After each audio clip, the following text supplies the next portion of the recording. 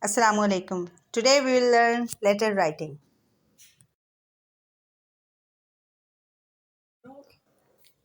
The layout of letter writing that we're going to learn today is informal letter writing.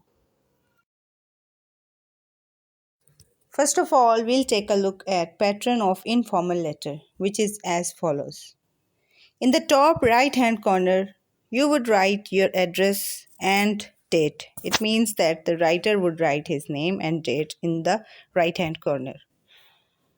Then there is no need to write other person's address in an informal letter. Means the person to whom you are writing, you don't need to write his address there. Then you would address the person you are writing to.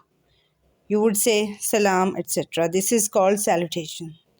After that, here comes body of letter, in which you would give introduction of your letter and then detailed paragraph, and then at the end you would conclude your letter, and your concluding remarks could be like say my salam or convey my regards or with love or with best wishes, etc. And then you would write subscription, which means writer's name. Now I'm going to tell you the topic on which you would write letter, and the topic is write a letter to your father asking him to send you some extra funds as you have finished your pocket money.